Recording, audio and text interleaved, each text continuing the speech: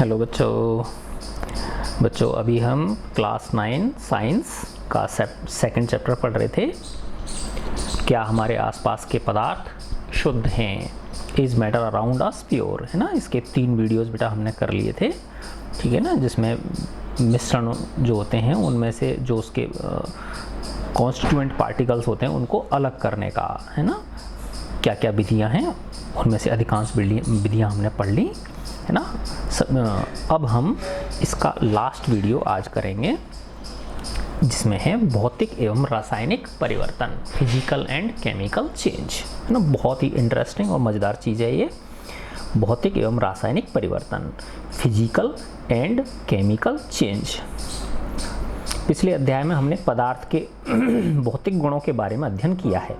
ऐसे गुण जिनका हम अवलोकन यानी देखने एवं वर्णन कर सकते हैं, जिनका हम अवलोकन कर सकते हैं, इनको हम देख सकते हैं और उनका वर्णन हम कर सकते हैं, जैसे कि रंग है, कठोरता है, कलर हो गया, हार्डनेस हो गई, दृढ़ता, रिजिडिटी है, बहाव, फ्लूइड, घनत्व, डेंसिटी, द्रवनांक, है ना। द्रवनांक को क्वथनांक भी बोल देते हैं। अच्छा, द्रवनांक और क्वथनांक, द्रवनांक को गलनांक, है ना, मेल्टिंग पॉइंट, और क्वथनांक क्या होता है, बॉइलिंग पॉइंट इत्यादि को भौतिक गुण कहा जाता है। तो ये इसकी क्या होगी बेटा, फिजिकल प्रॉपर्टीज हो गई, है ना। तो फिजिकल प्रॉपर्टीज के अंदर क्या क्या चीज़ आ गई, देखो, कलर आ गया, हार्डनेस आ गई, रिजिडिटी आ गई, फ्लूइडिटी आ गई, डेंसिटी, है ना, मेल्टिंग पॉइंट और बॉइलिंग पॉइंट, ये इसकी फिजिकल प्रॉपर्टीज कहलाती हैं। अवस्थाओं का अंतः रूपांतरण, इंटर कन्वर्जन, है ना। स्टेट जो होती हैं, फिजिकल स्टेट जो होती हैं, है ना, फिजिकल स्टेट कौन सी होती है बेटा, ठोस, द्रव और गैस, इनका जो इंटर कन्वर्जन है, अंतः रूपांतरण, एक भौतिक परिवर्तन है ना। तो अगर माना सिर्फ उसकी भौतिक अवस्था परिवर्तित हो रही है, यानी उसकी जो अवस्थाओं का अंतः रूपांतरण हो रहा है ना, यानी ठोस से द्रव में बदल रही है, द्रव से गैस में बदल रही है, या गैस से ठोस द्रव में और द्रव से ठोस में, तो सिर्फ अगर अवस्थाओं में अंतः रूपांतरण हो रहा है ना। जैसे ऐसे समझो बेटा, पानी है, पानी क्या है, द्रव है, पानी को आपने क्या किया, गर्म किया, क्या बन गई, वाष्प बन गई, वेपर बन गई, भाप बन गई, ठीक है ना। तो वो क्या हो गई, गैस हो गई। तो द्रव से किस में चेंज हो रहा है, गैस में चेंज हो रहा है।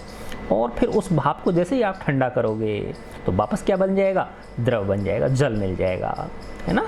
तो सिर्फ अवस्थाओं का अंतः रूपांतरण हुआ कि नहीं हुआ, यानी द्रव से गैस बनी और गैस से वापस क्या बनी, द्रव बनी। ऐसे ही माना बर्फ़ है, बर्फ़ क्या है, ठोस है, बर्फ़ को आपने गर्म किया, ठीक है ना, तो क्या बन गई, द्रव बन गई। वापस से उसको ठंडा कर दोगे, फ्रीज़र में रख दोगे, तो वापस से बर्फ़ बन जाएगी। तो सिर्फ जब अवस्थाओं का अंतर रूपांतरण होता है ना, जो स्टेट्स होती हैं उनका जब इंटर कन्वर्जन होता है, वो एक भौतिक परिवर्तन कहलाता है, क्योंकि ये परिवर्तन पदार्थों के संगठन में बिना परिवर्तन किए होते हैं। यानी पदार्थ का संगठन जो है ना, संगठन का मतलब क्या हो गया, कंपोजिशन, पदार्थ का जो कंपोजिशन है वो चेंज नहीं होता है, यानी, है ना, पदार्थ का जो कंपोजिशन है, संगठन है, वो चेंज नहीं होता है इस भौतिक परिवर्तन के अंदर। और उनकी रासायनिक प्रवृत्ति में भी कोई परिवर्तन नहीं होता है ना, आपस में कोई बॉन्ड वगैरह नहीं बनते, यानी सिर्फ उसकी अवस्थाओं में परिवर्तन होता है, ठीक है ना। तो अवस्थाओं का अंतः रूपांतरण एक भौतिक परिवर्तन है, क्योंकि ये परिवर्तन पदार्थों के संगठन में बिना परिवर्तन किए होते हैं और उनकी रासायनिक प्रकृति में भी कोई परिवर्तन नहीं होता है। यद्यपि बर्फ, जल और वाष्प अलग अलग दिखते हैं, ये बर्फ हो गई, पानी हो गया, और जो वाष्प है ये अलग अलग दिखते हैं और ये भिन्न भिन्न भौतिक गुणों को दर्शाते हैं, लेकिन ये रासायनिक रूप से क्या है, समान है ना। लेकिन रासायनिक रूप से ये क्या होते हैं, समान होते हैं, ठीक है। अब है बच्चों, देखो, जल तथा खाना पकाने वाले तेल दोनों द्रव हैं। पानी और जो खाना पकाने वाला तेल है वो दोनों ही द्रव हैं, लेकिन इनके रासायनिक गुणधर्म अलग अलग हैं, है ना। इनकी गंध और ज्वलनशीलता में अंतर है, इनकी जो ऑर्डर होती है और जो इनकी इनफ्लेमेबिलिटी होती है उनमें भी अंतर है। हम जानते हैं कि तेल हवा में जलता है, तेल को जब ऑक्सीजन में, है ना, खुले में जब जलाते हैं तो क्या होता है, वो जलता है, जबकि जल जो है वो किसको बुझाता है, आग को बुझाता है। देखो, है ना, है दोनों द्रव में, लेकिन इनके गुण अलग अलग हो गए। तेल तो क्या हो रहा है, जल रहा है, जबकि जल क्या कर रहा है, आग को उल्टा बुझा रहा है। तेल का यह रासायनिक गुण जल से इसे अलग करता है। तो तेल क्यों जलता है? क्योंकि तेल के रासायनिक गुण क्या हैं? अलग हैं। तो तेल का यह रासायनिक गुण जल से इसे अलग कर देता है। जलना एक रासायनिक परिवर्तन है। जलने की प्रक्रिया में एक पदार्थ दूसरे से क्रिया करके अपने रासायनिक संगठन में परिवर्तन लाता है। तो जब कोई चीज़ जलती है तो बेटा उसमें रासायनिक परिवर्तन होता है ना। जैसे ऐसे समझो, आप कोयले को आपने जलाया, हवा में ऑक्सीजन में जलाया, है ना, तो क्या बनेगी बताओ? ऊष्मा पैदा होगी और धुआं पैदा होगी और राख पैदा होगी, है ना। तो कोयला क्या है? कार्बन है plus oxygen, C plus O2, तो क्या बन गई? CO2, कार्बन डाइऑक्साइड गैस बन गई, है ना। और क्या मिलेगी हमको? ऊष्मा मिलेगी, ठीक है ना, और राख मिल गई है इसको, है ना। तो तीन चीज़ों में परिवर्तन। तो एक तरह से ये मानो आप कि कार्बन प्लस ऑक्सीजन को मिला के क्या बन रही है? कार्बन डाइऑक्साइड बन रही है, ठीक है ना, गैस बन रही है और राख बन रही है और ऊष्मा निकल रही है। लेकिन उन जो तीन चीज़ मिली उनसे वापस हम कार्बन और ऑक्सीजन प्राप्त नहीं कर सकते, ठीक है ना। यानी एक दिशीय है, ये वन डायरेक्शनल है ना। जबकि भौतिक परिवर्तन दोनों दिशाओं में होता है। यानी इसमें पानी गर्म किया, भाप बदल गया, भाप को ठंडा किया, पानी बदल गया। लेकिन ये तो क्या हो गया? रासायनिक भौतिक परिवर्तन के रूप में हो गया। लेकिन रासायनिक परिवर्तन में क्या है कि क्रियाकारकों से क्रियाफल बनते हैं, लेकिन क्रियाफलों से वापस क्रियाकारक नहीं मिल सकते हमको, है ना। तो ये क्या हो गया? रासायनिक परिवर्तन हो गया। तो रासायनिक परिवर्तन पदार्थ के रासायनिक गुणधर्मों में परिवर्तन लाता है, उसके रासायनिक गुणधर्म ही बदल जाते हैं तथा हम नया पदार्थ पाते हैं, है ना। जैसे कार्बन है, ऑक्सीजन है, और मिल क्या रही है हमको? कार्बन डाइऑक्साइड मिल रही है, ऊष्मा मिल रही है और राख मिल रही है ना। तो बिल्कुल ही चेंज हो गया कि नहीं हो गया? कार्बन क्या है? धातु है। ऑक्सीजन क्या है? गैस है। क्या मिल रही है? कार्बन डाइऑक्साइड गैस मिल रही है, उसके गुण अलग हैं, है ना। ऊष्मा मिल रही है और राख मिल रही है, ठीक है ना। तो उससे क्या होता है? रासायनिक परिवर्तन में पदार्थ के रासायनिक गुणधर्मों में परिवर्तन लाता है तथा हम नया पदार्थ पाते हैं। क्या मिलता है हमको? नया पदार्थ मिलता है। रासायनिक परिवर्तन को रासायनिक प्रतिक्रिया भी कहा जाता है, केमिकल रिएक्शन भी इसको हम बोलते हैं। मोमबत्ती के जलने की प्रक्रिया में, है ना, जब मोमबत्ती को जलाते हैं तो भौतिक एवं रासायनिक दोनों परिवर्तन होते हैं, है ना। भौतिक परिवर्तन भी होता है और रासायनिक परिवर्तन भी होता है ना। क्यों?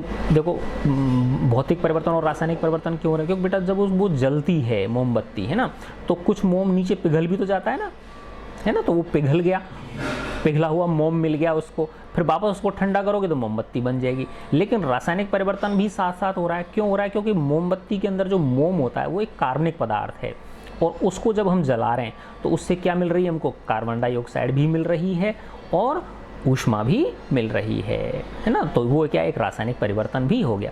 तो इसके अंदर दोनों प्रकार के परिवर्तन हो गए, भौतिक परिवर्तन भी और रासायनिक परिवर्तन भी। क्या आप इनकी पहचान कर सकते हैं? हाँ, बिल्कुल कर सकते हैं। देखो अब जैसे इसमें दिखा रखे हैं बेटा आपके, निम्न को रासायनिक और भौतिक परिवर्तनों में वर्गीकृत करो। पेड़ों का काटना, ये क्या है बेटा? भौतिक परिवर्तन है ना, क्योंकि इसमें कोई रासायनिक परिवर्तन नहीं हो रहा। मक्खन का एक बर्तन में पिघलना, मक्खन को एक बर्तन में रखोगे पिघल जाएगा, वापस ठंडा करोगे तो वापस मक्खन बन जाएगा, तो ये भी क्या है? एक भौतिक परिवर्तन है। अलमारी में जंग लग गई है ना, तो बेटा ये रासायनिक परिवर्तन है, क्योंकि अलमारी क्या है? लोहा है। जंग जब लगती है तो ऑक्सीजन चाहिए हमको और मॉइस्चर चाहिए, नमी चाहिए, है ना। तो उससे क्या बनता है? आयरन ऑक्साइड बनता है। ये जो जंग होती है ना, जो ब्राउन कलर की जम जाती है किसी लोहे के पदार्थ पर, है ना, लोहे के किसी वस्तु पर, तो वो जो ब्राउन कलर की जो जंग होती है, रस्ट जो होती है, वो क्या है? एक आयरन ऑक्साइड होता है। तो रासायनिक गुण क्या हो गए? इसके अलग हो गए, ठीक है ना। यानी आयरन प्लस ऑक्सीजन मिला के क्या बन रहा है हमको? Iron oxide. तो ये कैसा परिवर्तन हो गया? रासायनिक परिवर्तन हो गया। जल का उबलकर भाप बनना, वाष्प बनना, ये भौतिक परिवर्तन है, क्योंकि वाष्प को वापस ठंडा करोगे तो क्या मिल जाएगा? जल मिल जाएगा। विद्युत तरंग का जल में प्रवाहित होना तथा उसका हाइड्रोजन और ऑक्सीजन गैसों में विघटित होना, है ना। जब आप बेटा पानी लिया, पानी में 2 इलेक्ट्रोड डाल दिया आपने और उसमें बिजली प्रवाहित कर दी, तो पानी जो है वो हाइड्रोजन और ऑक्सीजन गैसों में क्या होता है? टूट जाता है है ना, क्योंकि H2O होता है ना पानी, तो हाइड्रोजन ऑक्सीजन में टूट जाता है। तो ये कैसा परिवर्तन हो गया, ये रासायनिक परिवर्तन हो गया, क्योंकि H2O हाइड्रोजन में और ऑक्सीजन में क्या हो रहा है, परिवर्तित हो रहा है। ठीक है।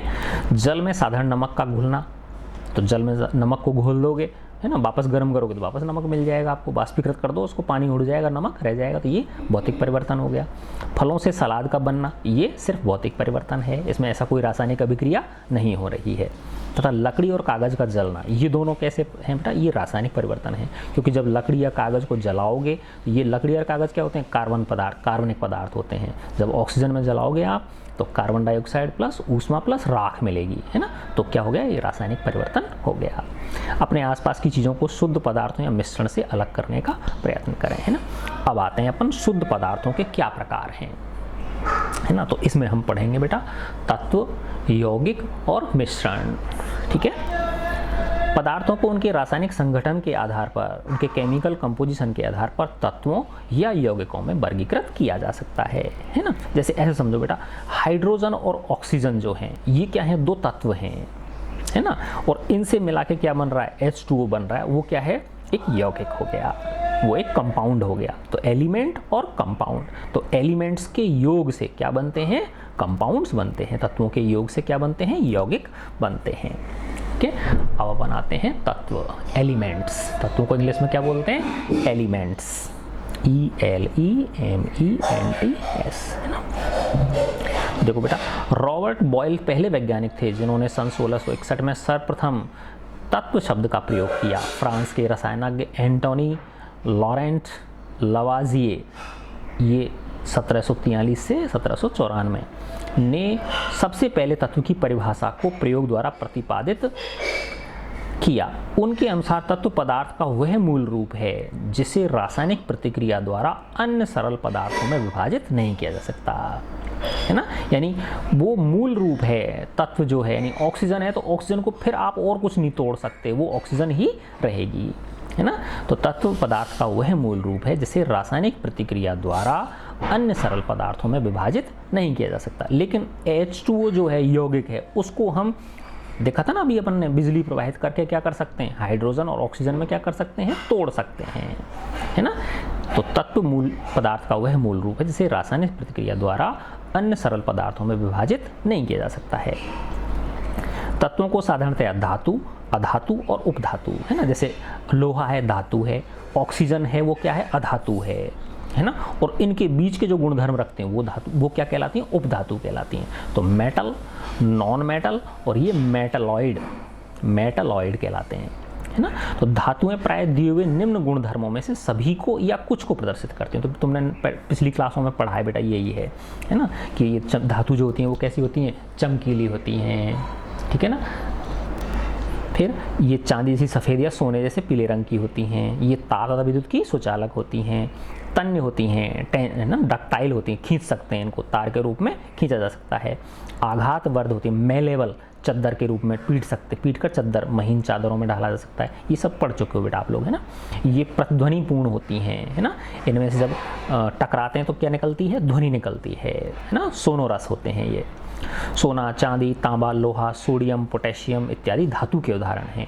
पारा धातु होते हुए भी कमरे के तापमान पर द्रव है। देखो ये जो है ये सब कमरे के तापमान पर, कमरे का तापमान 25 डिग्री सेल्सियस मान लो आप, है ना, तो इस पे ये सब किसी अवस्था में मिलेंगी, ठोस अवस्था में मिलेंगी। जबकि पारा जो है वो 25 डिग्री सेल्सियस पे धातु होने के बावजूद भी हमें किस में मिलता है, द्रव रूप में मिलता है ना, द्रव रूप में ये रहता है। अधातुएं दिए गए निम्न, अब ये अधातुओं के गुण हैं, विभिन्न रंगों की होती हैं, ताप और विद्युत की कुचालक होती हैं, क्योंकि गैस जो होती है उनमें से बिजली प्रवाहित नहीं हो सकती, है ना। चमकीली, प्रतिध्वनिपूर्ण तथा आघातवर्ध नहीं होती हैं अधातु जो होती हैं वो, है ना।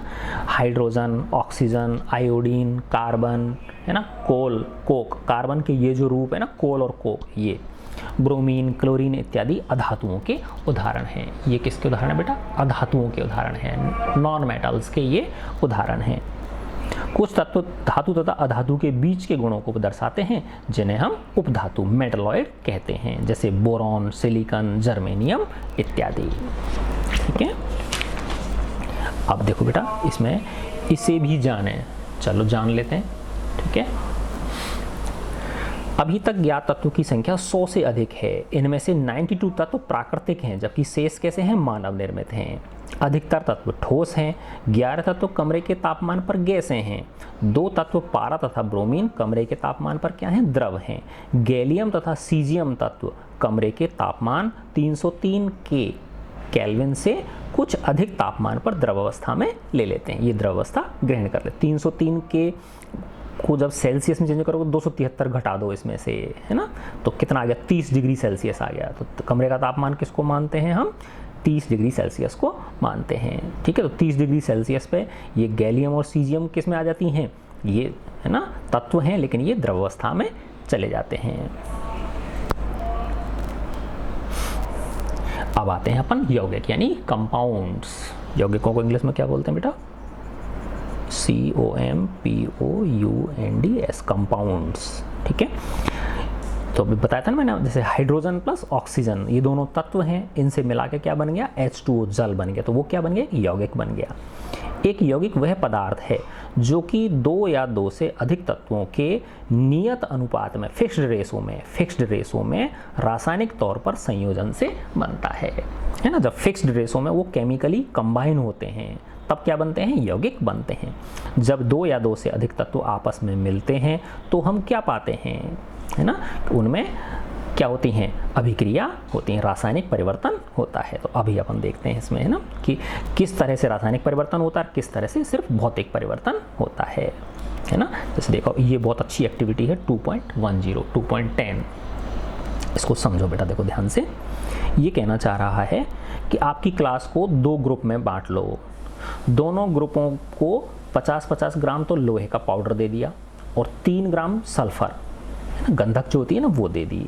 और एक चीनी मिट्टी की प्याली में 50 ग्राम तो क्या दे दिया? लोहे का पाउडर दे दिया और 3 ग्राम सल्फर दे दिए। ठीक है ना। फर्स्ट समूह को क्या कहा कि लोहे के चूर्ण और सल्फर पाउडर को पीस कर मिला लो। भाई तुम ऐसा करो बच्चों, इनको दोनों चीज़ों को क्या कर लो? पीस के मिला लो बस, है ना। अच्छा, हल्का हल्का पीस लो और फिर इनको क्या कर लो? मिला लो। दूसरे ग्रुप के बच्चों को क्या कहा?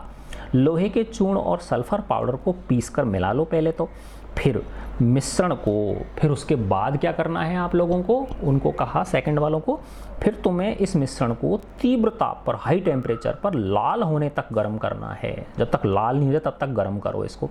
अब ज्वाला को हटा दो, फ्लेम को हटा दो, बर्नर को, तब मिश्रण को क्या होने दो? ठंडा होने दो। तो ये सेकंड वालों को बोला। फर्स्ट वालों को तो बोला सिर्फ तुम इनको पीस लो, पीस के मिक्स कर लो। फिर सेकंड वालों को क्या कहा? पीस के मिक्स भी करो और इसको लाल जब तक नहीं हो जाए तब तक क्या करो? इसको गर्म भी करो। अब फर्स्ट और दोनों से क्या कहा?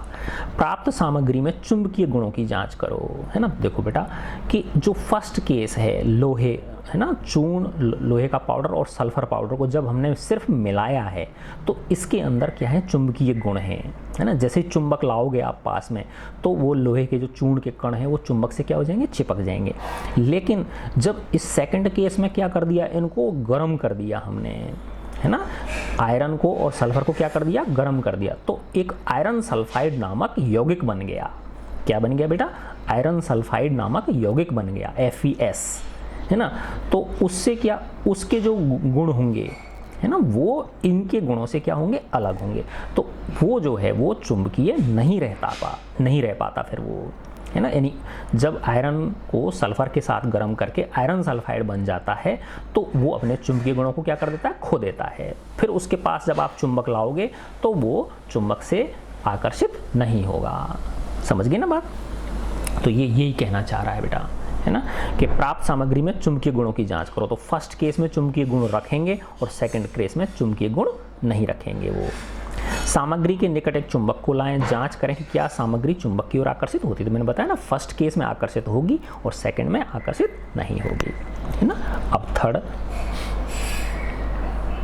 अब अगला है, आगे क्या कह रहा है देखो, ये दोनों समूहों द्वारा प्राप्त सामग्री के रंग और बनावट की तुलना करें, है ना। तो जो फर्स्ट वाले में तो क्या है? सिर्फ पाउडर है। तो आयरन कैसा होता है? हल्का सा ब्राउन कलर का होता है और सल्फर जो होती है ना बेटा, वो येलो कलर की होती है। तो इनके ये रंग हो गए। पहले वाले का तो क्या होगा? ब्राउन और पीला सा रंग दिखेगा, है ना। जबकि सेकंड केस में क्या हो गया? उनको गर्म किया है लाल होने तक, तो उनमें रासायनिक परिवर्तन हो गया, तो वो डार्क कलर का बन जाता है, डार्क ब्लैक बन जाता है फिर वो, है ना। तो उसका रंग क्या हो गया? चेंज हो गया, डार्क ब्लैक बन गया। और पहले का थोड़ा सा बनावट अलग होगी और दूसरे की थोड़ी सी बनावट में क्या जाएगा, परिवर्तन आ जाएगा। प्राप्त सामग्री के एक भाग में कार्बन डाइसल्फाइड मिलाएं, मिश्रण अच्छी तरह मिलाएं तथा छान लें। प्राप्त पदार्थ के दूसरे भाग में तनु सल्फ्यूरिक अम्ल यानी पतला डाइल्यूट सल्फ्यूरिक अम्ल या तनु हाइड्रोक्लोरिक अम्ल HCl मिलाएं। इस क्रियाकलाप के लिए अध्यापक का निर्देशन आवश्यक है, यानी टीचर की उसमें ही करना है, देख रेख में। इस क्रियाकलाप को लोहा और सल्फर तत्वों के साथ अलग अलग दोहराएं। अवलोकनों को नोट करें। देखो अभी अब नीचे आएगा ना, ये अब समझ में आ जाएगा आपके। अब उत्तर दें। अब ये कह रहा है इनके उत्तर दो। देखो पहला है, क्या दोनों समूह द्वारा प्राप्त सामग्री दिखने में एक जैसी है? नहीं है, ठीक है ना, समझे ना बात, क्योंकि अलग अलग रंग है ना उनके, है ना, क्योंकि पहले वाले का केस रंग तो कैसा है, ब्राउन और येलो है, और दूसरे के केस में रंग कैसा हो गया, डार्क ब्लैक हो गया, ठीक है ना। किस समूह द्वारा प्राप्त सामग्री में चुंबकीय गुण विद्यमान है? फर्स्ट वाली में, क्योंकि सेकंड वाली में आयरन सल्फाइड बन गया तो वो चुंबकीय गुण क्या कर दिए उसने, खो दिए अपने। क्या प्राप्त सामग्री की घटकों को हम पृथक करने में सक्षम हैं? तो बेटा फर्स्ट केस में आप अलग कर सकते हो, क्योंकि अभी भी वो अलग अलग ही हैं। सेकंड में तो क्या बन गई वो, है ना, आयरन सल्फाइड बन गया ना, वो यौगिक बन गया, तो उसमें से हम आयरन सल्फाइड में से आयरन और सल्फर को निकालना आसान नहीं है, कोई विशेष विधि से ही निकलेगा। सिंपल ऐसे बीन के आप अलग नहीं कर सकते हो, है ना। फिर कह रहा है ये, क्या तनु सल्फ्यूरिक अम्ल या तनु हाइड्रोक्लोरिक अम्ल सामग्री पर डालने से दोनों समूहों को गैस प्राप्त होती है? यस, दोनों ही केसेस में गैस प्राप्त होती है। क्या दोनों स्थितियों में प्राप्त गैसों की गंध समान है ना। क्या तनु सल्फ्यूरिक अम्ल या तनु हाइड्रोक्लोरिक अम्ल सामग्री पर डालने से, तो चाहे डाइल्यूट H2SO4 डालो या डाइल्यूट HCl डालो, दोनों ही केसेस में हाइड्रोजन गैस निकलती है। कौन सी गैस निकलती है बेटा? हाइड्रोजन गैस निकलती है, तो उसकी गंध समान होगी। तो क्या दोनों स्थितियों में प्राप्त गैस की गंध समान है? यस, है ना। क्यों गंध समान है? क्योंकि क्या है, H2SO4 या HCl डालने से क्या चीज़ निकल रही है? हाइड्रोजन गैस निकल रही है, ठीक है ना। अच्छा अब देखो इसमें, तो देखो इसमें दो अलग अलग सामग्री बता रहा था ना ये समूह फर्स्ट के पास तो क्या था, आयरन का पाउडर और सल्फर पाउडर था, और दूसरे के पास क्या, उसको गर्म कर दिया तो क्या बन गया, वो आयरन सल्फाइड बन गया, ठीक है ना। तो अब देखो बेटा, समूह फर्स्ट द्वारा प्राप्त गैस हाइड्रोजन है, यह रंगहीन, गंधहीन और ज्वलनशील है। इसकी ज्वलनशीलता की कक्षा में जांच न करें। सेकंड समूह द्वारा प्राप्त गैस हाइड्रोजन सल्फाइड है। देखो पहले केस में तो आयरन क्या है, अलग है, और सल्फर अलग है, तो जब इस पे आप क्या डालोगे, इस पे जब आप तनु सल्फ्यूरिक अम्ल डालोगे या तनु हाइड्रोक्लोरिक अम्ल जब आप इस पे डालोगे तो कौन सी गैस निकलेगी बेटा? हाइड्रोजन गैस निकलेगी। लेकिन सेकंड केस में वो क्या बन गया, आयरन सल्फाइड बन गया। क्या बन गया वो? आयरन सल्फाइड बन गया, ठीक है ना। तो जब आयरन सल्फाइड पे FeS पे या तो H2SO4 डालो या HCl डालो, तब फिर दूसरी गैस प्राप्त होती है हमको, हाइड्रोजन सल्फाइड गैस प्राप्त होती है। आए ना समझ में बात, है ना। यानी फर्स्ट समूह पे जब आप क्या डालोगे, H2SO4 या HCl डालोगे तो हाइड्रोजन गैस प्राप्त होगी, है ना। सेकंड समूह पे, है ना, सेकंड समूह पे क्या बन गया था, आयरन सल्फाइड बन गया था, रासायनिक अभिक्रिया हो गई थी ना उनके बीच में, क्योंकि गर्म किया था उसको, रेड हॉट किया था हमने, है ना। तो सेकंड केस में हमको कौन सी गैस प्राप्त होगी, हाइड्रोजन सल्फाइड गैस प्राप्त होगी। यह रंगहीन गैस है और इसकी गंध सड़े अंडे जैसी होती है, हाइड्रोजन सल्फाइड गैस की, ठीक है ना। तो मेन बात ये बेटा कि फर्स्ट केस में सिर्फ भौतिक परिवर्तन है और सेकंड केस में क्या परिवर्तन हो रहा है, रासायनिक परिवर्तन हो रहा है, ठीक है ना। आपने पाया कि दोनों समूहों द्वारा प्राप्त पदार्थ भिन्न गुणों को दर्शाते हैं। यद्यपि प्रारंभ में दिए गए पदार्थ समान थे, समूह एक की क्रिया के फलस्वरूप भौतिक परिवर्तन हुआ। समूह एक की क्रिया के फलस्वरूप क्या हुआ, सिर्फ भौतिक परिवर्तन हुआ, जबकि समूह दो की क्रिया के फलस्वरूप पदार्थों में रासायनिक परिवर्तन हुआ। उसमें क्या हुआ बेटा, रासायनिक परिवर्तन हुआ। समूह एक द्वारा प्राप्त सामग्री दो पदार्थों का मिश्रण है ना। तो फर्स्ट वाले में तो क्या है, सिर्फ मिश्रण है जिसको अलग कर सकते हैं हम, लेकिन सेकंड वाले में क्या हो गया, वो मिश्रण नहीं है, वो यौगिक बन गया। आयरन सल्फाइड क्या बन गया, यौगिक बन गया, ठीक है ना। तो समूह फर्स्ट द्वारा प्राप्त सामग्री दो पदार्थों का मिश्रण है। दिए गए पदार्थ लोहा और सल्फर हैं, आयरन और सल्फर हैं, ठीक है ना।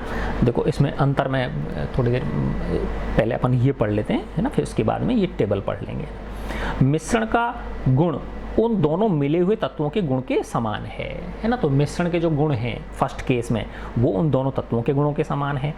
समूह सेकंड द्वारा प्राप्त सामग्री यौगिक है। अब आ गया ना, देख लो बेटा, क्योंकि रासायनिक परिवर्तन हुआ ना उसमें सेकंड केस वाले में, क्योंकि आयरन और सल्फर को मिलाने के बाद हमने लाल होने तक क्या किया, उनको गर्म किया, तो उसमें रासायनिक परिवर्तन हो गया, तो हमको क्या मिल गया, यौगिक मिल गया, कंपाउंड मिल गया। दोनों तत्वों को तीव्रता से गर्म करने पर हमने यौगिक पाया जिसका गुण मिले हुए तत्वों से पूरी तरह क्या है, भिन्न है। तो दोनों की अलग भिन्न है। देखो पहले वाले समूह क्या था बेटा, चुंबक से आकर्षित हो रहा था, दूसरा वाला समूह आयरन सल्फाइड चुंबक से आकर्षित नहीं हो रहा। पहले वाले समूह पे क्या डाला H2SO4 डाला या HCl डाला तो कौन सी गैस मिल रही थी, हाइड्रोजन गैस मिल रही थी। दूसरे समूह पे H2SO4 डाला या HCl डाला तो कौन सी गैस मिल रही है, हाइड्रोजन सल्फाइड गैस मिल रही है। तो दोनों ही देखो बिल्कुल क्या हो गए, उनके डिफरेंट हो गए ना, गुण क्या हो गए, डिफरेंट हो गए, है ना। तो दोनों तत्वों को तीव्रता से गर्म करने पर हमने यौगिक पाया जिसके गुण मिले हुए तत्वों से पूरी तरह क्या है, भिन्न है। ठीक है ना। यौगिक का संगठन, कंपोजिशन, संगठन का को इंग्लिश में क्या बोलते हैं, कंपोजिशन। यौगिक का संगठन पूरे पदार्थ में समान है ना, यानी यौगिक में आयरन और सल्फर क्या होंगे, पूरी तरह सब जगह अच्छी तरह से मिक्स हो रखे होंगे। हम यह भी देख सकते हैं कि यौगिक की बनावट और रंग भी सभी स्थानों पर क्या है, समान है। यौगिक जो है उसका रंग और उसकी बनावट एक जैसी है सब जगह, लेकिन वो जो पहला वाला केस है जिसमें आयरन का पाउडर और सल्फर का पाउडर है, तो हो सकता है कहीं पे आयरन ज़्यादा होगा और कहीं पे क्या होगी, सल्फर ज़्यादा होगी, है ना। लेकिन सेकंड केस में तो क्या हो गया, उनको रेड हॉट तक गर्म किया तो वो पूरी तरह से एक दूसरे में समा गए, है ना। तो उस केस में, सेकंड वाले केस में यौगिक की जो बनावट है और जो रंग है वो सभी स्थानों पर क्या है, समान है। इस प्रकार संक्षेप में हम कह सकते हैं कि पदार्थ की भौतिक और रासायनिक प्रकृति को निम्न आरेख द्वारा व्यवस्थित कर सकते हैं। तो देखो पहले बेटा मैं ये समझा देता हूँ आपको, मिश्रण और यौगिक में क्या अंतर है। मिक्सचर और कंपाउंड। मिक्सचर में क्या है बेटा, तत्व या यौगिक केवल मिश्रण बनाने के लिए मिलते हैं, है ना, सिर्फ मिश्रण बनाने के लिए वो मिल रहे हैं, कोई नया पदार्थ नहीं प्राप्त हो रहा उनसे हमको, किंतु किसी नए यौगिक का निर्माण नहीं करते हैं। जबकि इसमें तत्व क्रिया करके नए यौगिक का निर्माण करते हैं। मिश्रण का संगठन परिवर्तनीय होता है ना, वापस से आप उसको अलग अलग कर सकते हो। नए पदार्थ का संगठन, यौगिक के केस में नए पदार्थ का संगठन सदैव स्थायी होता है। नए पदार्थ का जो कंपोजिशन है वो फिक्स है ना, परमानेंट हो गया, अब आप उसको वापस उसमें चेंज नहीं कर सकते। तो पहले केस में क्या था, आयरन और सल्फर को पाउडर को मिक्स किया गया था, तो आप उनको अलग कर सकते हो। जैसे चुंबक ले आए आप, तो आयरन आयरन चिपक जाएगा और सल्फर सल्फर बची रह जाएगी, है ना। तो अलग अलग हो गए कि नहीं हो गए, दोनों केस क्या हो गए, अलग अलग हो गए, ठीक है ना। और जब सेकंड वाले केस में क्या था, क्या बन गया था, आयरन सल्फाइड बन गया, तो वो यौगिक बन गया, ठीक है ना। तो यौगिक में जो वापस से आप उसको किसमें, आयरन और सल्फर में चेंज नहीं कर सकते हो। नए पदार्थ के गुण, हाँ अब देखो बेटा, मिश्रण उसमें उपस्थित घटकों के गुणधर्मों को दर्शाता है। मिश्रण में के जो गुण होंगे वो उसके जो कॉन्स्टिट्यूएंट पार्टिकल्स हैं, है ना, जो उसके घटक हैं उनके गुणों को ही दर्शाएगा वो। जैसे आयरन और सल्फर का जो चूरा है ना, सिर्फ चूरा जो है, मिश्रण जो है, वो आयरन के गुणों को भी दर्शाएगा और सल्फर के गुणों को भी दर्शाएगा। लेकिन हमने क्या देखा, आयरन सल्फाइड जब बना हो, जब उसमें रासायनिक परिवर्तन हो गया तो उसके गुणधर्म क्या हो गए, पूरी तरह से भिन्न हो गए। तो नए पदार्थ के गुणधर्म पूरी तरह से भिन्न होते हैं यौगिक के केस में, ठीक है। फोर्थ है, घटकों को भौतिक विधियों द्वारा सुगमता से अलग कर सकते हैं हम, है ना। तो मैंने बताया ना आपको कि आयरन और सल्फर का पाउडर अगर मिक्स हो रखा है, सिर्फ पाउडर मिक्स हो रखा है, चूरा, है ना, तो आप चुंबक ले आओ उसके पास, तो आयरन किससे चिपक जाएगा, चुंबक से चिपक जाएगा और सल्फर बचा हुआ रहेगा। तो अलग कर दिया कि नहीं कर दिया आपने। लेकिन यौगिक के केस में इस तरह से आप उसको अलग नहीं कर सकते, उसके लिए कुछ विशेष विधियां उपयोग में लाई जाती हैं। तो यौगिक के केस में घटकों को केवल रासायनिक या वैद्युत रासायनिक प्रतिक्रिया द्वारा ही पृथक किया जा सकता है, ठीक है बच्चों। अब बेटा इसमें देखो एक ये फ्लो चार्ट दे रखा है, आरेख, निम्न आरेख द्वारा व्यवस्थित किया गया। भौतिक और रासायनिक प्रकृति को, पदार्थ की भौतिक और रासायनिक प्रकृति को किसके द्वारा दिखाया गया है, एक आरेख के द्वारा दिखाया गया। देखो सबसे पहले ऊपर क्या है, पदार्थ है, ठोस, द्रव या गैस। फिर उसको शुद्ध पदार्थ में और मिश्रण में। तो शुद्ध पदार्थ क्या होते हैं बेटा, जिसमें एक ही तरह के पार्टिकल्स हों, एक ही प्रकार के कण हों, तो वो तत्व हो सकते हैं और यौगिक हो सकते हैं। और मिश्रण में क्या होता है, मिश्रण में कोई नियत संगठन नहीं है उनका, है ना, किसी की मात्रा ज़्यादा हो सकती है, किसी की मात्रा कम हो सकती है। जबकि इसमें क्या होता है बेटा, तत्व और यौगिकों में कुछ निश्चित अनुपात में ही वो संयोग करते हैं, ठीक है ना। जैसे H2O, तो 2 हाइड्रोजन के परमाणु और 1 ऑक्सीजन का परमाणु, तो 2:1 हो गया कि नहीं हो गया। जबकि मिश्रण में तो आपकी मर्जी है, जैसे मिलाओ, किसी को 50 ग्राम ले लो, किसी को 25 ग्राम ले लो, किसी को 50 ग्राम ले लो, किसी को 200 ग्राम ले लो, मर्जी है, जैसे कर सकते हो आप। तो ये तत्व और यौगिकों में बांट दिया। तत्व क्या है बेटा, सरल पदार्थों में विभक्त नहीं किए जा सकते हैं। तत्व को वापस आप और सरल पदार्थों में विभक्त नहीं कर सकते हो, है ना। और तत्व क्या है, उदाहरण के लिए कॉपर, ऑक्सीजन, लोहा, हाइड्रोजन, पारा आदि। यौगिक में नियत संगठन होता है इनका, रासायनिक तथा या वैद्युत रासायनिक प्रतिक्रिया द्वारा घटक तत्वों में विघटित किया जा सकता है। उदाहरण के लिए जल हो गया, H2O, मीथेन, CH4, चीनी, C2C6H12O6, नमक, NaCl आदि, ये क्या है, यौगिक हैं। तो मिश्रण में क्या है, इसका कोई नियत कंपोजिशन नहीं होता, फिक्स्ड कंपोजिशन नहीं होता इसका। तो ये होमोजीनियस हो सकता है, समांगी हो सकता है और विषमांगी हो सकता है ना। तो समांगी क्या हो गया, समान संगठन होता है, समान कंपोजिशन होगा, बराबर बराबर मात्रा में मिले हुए होंगे। और विषमांगी असमान संगठन भी हो सकता है मिश्रण का। तो उदाहरण के लिए जल में चीनी, जल में नमक, कार्बन डाइसल्फाइड में सल्फर, जल तथा एल्कोहल आदि, तो ये क्या है, घुल जाएंगे ये इसमें, ठीक है ना। उदाहरण के लिए ये विषमांगी में, उदाहरण के लिए बालू तथा नमक, चीनी तथा नमक, लकड़ी, रक्त, तेल में जल आदि, ये आपस में क्या होते हैं, मिलते नहीं हैं, ठीक है बच्चों। तो इस तरह से बेटा आपका ये चैप्टर 2 समाप्तम भवति, ठीक है। आपको ये अच्छी तरह से समझ में आ गया होगा, ठीक है बच्चों। इसको करो बेटा, और मेरे वीडियोस को अपने फ्रेंड्स को शेयर करो, और जो कमेंट्स होते हैं उसमें आप लिखेंगे, मुझे अच्छा लगेगा कि आपको समझ में आ रहा है, तो मेरा उत्साह बढ़ेगा, मैं और अच्छी तरह से आपको और सारे वीडियोस करूँगा। आप नहीं लिखोगे उसमें कमेंट बॉक्स में, तो मुझे लगेगा बच्चों के मज़ा तो आ नहीं रहा, समझ में तो आ नहीं रहा, चलो रहने दो, छोड़ो, है ना। तो इसलिए बेटा किसी भी काम को प्रोत्साहन मिलना भी आवश्यक होता है, ठीक है बच्चों। God bless you all.